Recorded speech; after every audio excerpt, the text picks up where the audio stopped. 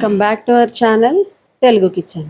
మన ఛానల్లో మనం చేసుకోబోయే వంట ఏంటంటే మసాలా దోసకి బంగాళదుంప కర్రీ, ఎర్రకారం దోశ మీద ఎలా వేసుకోవాలో ఎంత టేస్టీగా చేసుకోవాలో నేను చేసి చూపిస్తాను. దానికోసం ఫస్ట్ బంగాళదుంపలు తీసుకున్నాను. ఈ ఫస్ట్ కడుక్కొని మనం కట్ చేసి ఉడకబెట్టుకోవడానికి వేసుకున్నాం. ఇప్పుడు బంగాళదుంపల్ని బాగా కడుక్కున్నాం కదా, వాటిని ఇలా రెండుగా కట్ చేసుకొని మంచినీళ్ళలో వేసేసుకోవాలి. ఇలా రెండుగా కట్ చేసుకొని వేసుకోండి. అవి మనం బంగాళదుంపలు ఉడికే వరకు ఉడికించుకుందాం. వాటర్ మునిగేలాగా, బంగాళదుంపలు మునిగేలాగా వాటర్ ఇలా వేసేసుకోండి. ఉడకబెట్టుకోవడం కోసం సాల్ట్ కొంచెం తీసుకున్నాను, పసుపు కొంచెం ఒక 1/2 టేబుల్ స్పూన్ తీసుకొని ఇందులో వేసేసుకుందాం. వేసుకొని ఇప్పుడు ఇవి ఉడకబెట్టేసుకుందాం. చూడండి, ఇప్పుడు మనం వాటర్లో మునిగినట్టు బంగాళదుంపలు వేసుకున్నాం కదా, ఉప్పు పసుపు వేసుకున్నాను. ఆన్ చేసుకొని కర్రీలో పెట్టుకోండి. ఇది వాటర్ ఉన్నాయి కాబట్టి మాడదు. 1200లో పెట్టుకున్న త్వరగా అయిపోతుంది. ఇప్పుడు మనం దోశలోకి ఎర్రకారం చేసుకోవడానికి ఇవి ఎండుమిరపకాయలు ఉన్నాయి కదా, ఇవి ఒక 1/2 కప్ అంటే ఒక 50 గ్రాముల కంటే తక్కువ ఉంటాయి. ఇవి మీ కారాన్ని బట్టి ఇవి వేసుకోవాలి. ముందు వాటర్లో నానబెట్టుకోవాలి. ఇవన్నీ కొంతసేపు నానబెట్టుకుంటే మనకి జ్యూస్ అనేది మంచిగా జ్యూసీగా వస్తుంది, లేదంటే డ్రై అయిపోద్ది. కాబట్టి కొంతసేపు నానబెట్టుకుందాం. ఇవి ఎలా తయారు చేసుకోవాలనేది నేను చూపిస్తాను.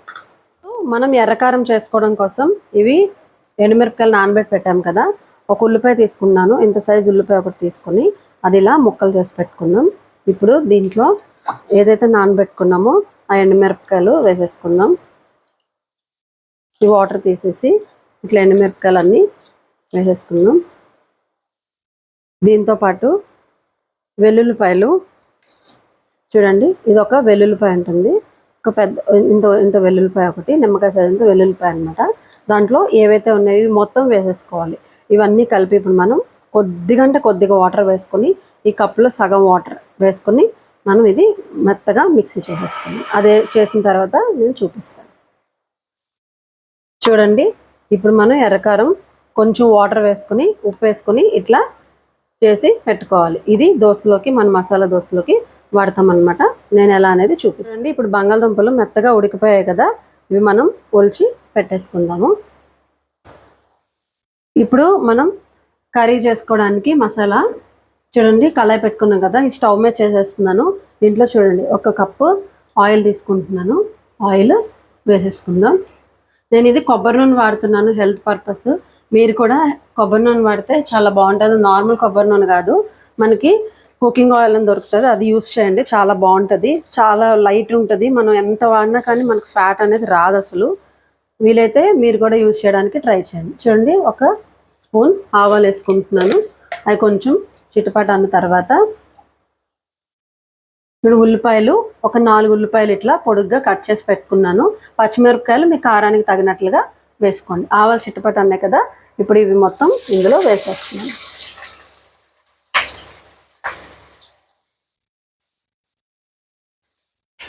ఇప్పుడు ఇవన్నీ వేసేసి ఒక్కసారి కలిపేసుకుందాం. మీకు అందరికీ తెలిసిన టిప్ ఒకటి, ఉల్లిపాయలు త్వరగా వేగడానికి కొద్దిగా సాల్ట్ అనేది వేసుకుందాం. సాల్ట్ గురించి కూడా నేను ఒకటి చెప్తాను. పింక్ సాల్ట్ అనేది యూజ్ చేసుకోండి. పింక్ సాల్ట్ అయితే కనుక హెల్త్కి చాలా మంచిది అనమాట.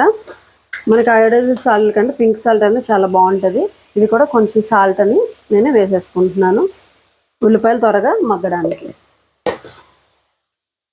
ఇప్పుడు మనం కడిగి పెట్టుకుని కరివేపాకు కొద్దిగా వేసేస్తున్నాను. ఇందులోనే కొంచెం చిటికెడు పసుపు కూడా వేసేసి ఒక్కసారి కలిపేసుకొని ఉల్లిపాయల్ని బాగా మగ్గనివ్వాలన్నమాట. చూడండి, కర్రీ కోసం మనకు ఉల్లిపాయలు వేగుతున్నాయి కదా, అంతలోపు ఇవి ఇట్లా స్మాష్ చేసి పెట్టేసుకుందాం. మరీ మెత్తగా అవసరం లేదు, ఒక 2-3 ముక్కలు అయ్యేలాగా స్మాష్ చేసుకోండి. ఇందాక మనం ఓల్చుకున్నాం కదా, కొంచెం చల్లగా అయ్యాయి, వేడి చూసుకొని ఇట్లా కొంచెం స్మాష్ చేసి పెట్టుకుంటే సరిపోతుంది.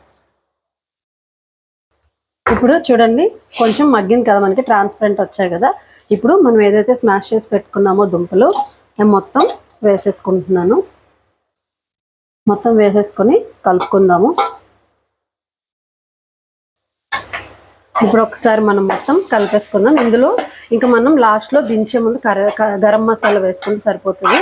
ఇంకేం అవసరం లేదు, సూపర్ టేస్టీగా ఉంటుంది ఈ మసాలా అనేది. ఇది మొత్తం ఇట్లా ఉల్లిపాయలు దుంపలు కలిసేలాగా ఇట్లా మొత్తం స్మాష్ చేసుకుంటూ కలిపేసుకోవాలన్నమాట. ఒక 3 నిమిషాలు మగ్గింది కదా, ఇందులో కొంచెం చిటికెడంతా గరం మసాలా వేసుకుంటున్నాను, కొంచెం టేస్ట్ బాగుండడానికి. ఇంకా ఇది కూడా మొత్తం మంచిగా కలిపేసుకుందాం. చూడండి, ఇట్లా కలిపేసుకున్న తర్వాత ఇందులో కొంచెం కొత్తిమీర వేసుకుంటున్నాను. ఈ కొత్తిమీర చల్లేసుకుంటే వేసుకొని ఒక 1 మినిట్ అలా ఉంచేసి ఆఫ్ చేసేసుకుందాం. ఇంకా మన మసాలా దోసకి మసాలా రెడీ అయినట్లే. ఇప్పుడు మనం దోశ ఎలా వేసుకోవాలో చూసేద్దాం. కొంచెం వాటర్ చల్లుకుంటే మనకి దోశ మంచిగా వస్తుంది కాబట్టి ఫస్ట్ వాటర్ అనేది చల్లేసుకుందాము. వాటర్ లేకుండా అయిన తర్వాత పిండి మీకు తెలుసు కదా, సోడా పొడి ఉప్పు వేసుకొని పిండి అనేది కలుపుకోవాలి. ఉప్పు అనేది చూసి వేసుకోండి. మనకి దోశ బ్యాటర్లో కానీ, దీంట్లో కానీ, చట్నీలో కానీ, అన్నిట్లో, మన మసాలా కూరలో, ఎర్రకారంలో అన్నిట్లో. చూడండి, దోశ ఇప్పుడు ఇట్లా మంచిగా దోశ వేసుకోవాలి. ఫస్ట్ ఇది బెంగళూరు స్టైల్ అనమాట. అక్కడైతే ఎలా ఎర్రకారం, నెయ్యి కారం దోశ, మసాలా దోశ ఫేమస్, అలా వేసి చూపిస్తున్నాను మీకు. ఇది ఫస్ట్ ఆవిరికి ఇలా పెట్టాలి. ఒకసారి ట్రై చేయండి, ఇది చాలా బాగుంటుంది.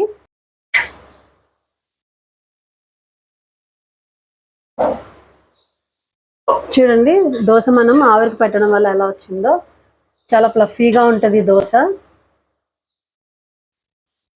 గీ వేసుకోవాలి, మనం ఆయిల్ కాదు, గీ వేసుకోండి. ఇది నెయ్యి కారం దోశ కాబట్టి గీ మాత్రమే వాడండి. టేస్ట్ అనేది మనకి చాలా ఎన్హాన్స్ అవుతుంది గీ వల్ల.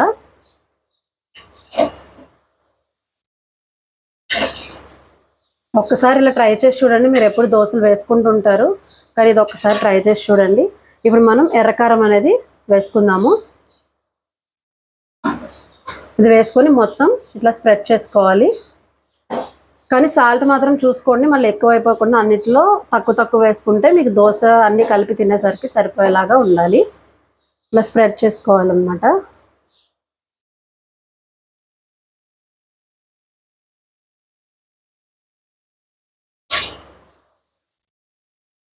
మళ్ళీ గీ వేసుకుంటున్నాము. ఇప్పుడు మసాలా పెట్టుకుందాము. చూడండి, బాగా దోశ కాలిందా లేదా అనేది కూడా చూసుకోవాలి. మసాలా పెట్టేసుకుంటున్నాము. ఇప్పుడు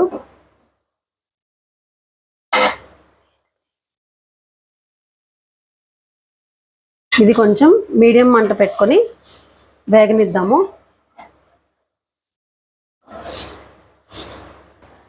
చూడండి, ఇప్పుడు దోశ వేగిపోయింది కదా. ఇప్పుడు దీన్ని టర్న్ చేసుకొని చూసారా ఎంత రెడ్గా, ఎంత బాగా కాలిందో. ఇట్లా మనం ఈజీగా ఇంట్లో మసాలా దోశ హోటల్ స్టైల్లోనే ఎలా చేసుకోవాలో రెడీ చేసేసుకోవచ్చు అనమాట. చూడండి, మన గీ మసాలా దోశ రెడీ అయిపోయింది. చూసారా మసాలా అసలు ఎర్రకారం ఎంత సూపర్గా ఉన్నాయి కదా, అసలు తినాలనిపిస్తుంది చూస్తుంటే. అంత బాగుంది టెక్స్చర్ కానీ మనకి. చూడండి ఎంత బాగా వచ్చిందో దోశ, చాలా బాగుంది చూడడానికి. మంచి వాసన కూడా వస్తుంది, నెయ్యి సూపర్ ఉంది, స్మెల్ కూడా. ఇందులో మనం చట్నీతో తినచ్చు, ఉట్టిగా కూడా తినేసేయచ్చు. కానీ మన దగ్గర ఎర్రకారం ఉంది కదా, అది వేసుకో. చూడండి, మన దోశకి ఇంకా టేస్ట్ ఎన్హాన్స్ చేయడానికి కొంచెం బటర్ వేస్తున్నాము. ఈ వేడికి బటర్ కరుగుతుంది కదా, సూపర్ అంటే సూపర్ ఉంటుంది టేస్ట్. ఒక్కసారి ఇలా ట్రై చేసి చూడండి, టేస్ట్ మాత్రం చాలా చాలా బాగుంది. ఇలా ఒకసారి ఈజీగా ఇంట్లోనే మసాలా దోశ ట్రై చేయండి. ఓకేనా? ఈ వీడియో కనుక మీకు నచ్చినట్లయితే లైక్ చేయండి, షేర్ చేయండి, నా ఛానల్ సబ్స్క్రైబ్ చేసుకోండి. ఇంకొక వీడియోలో మళ్ళీ కలుద్దాం. Thanks for watching.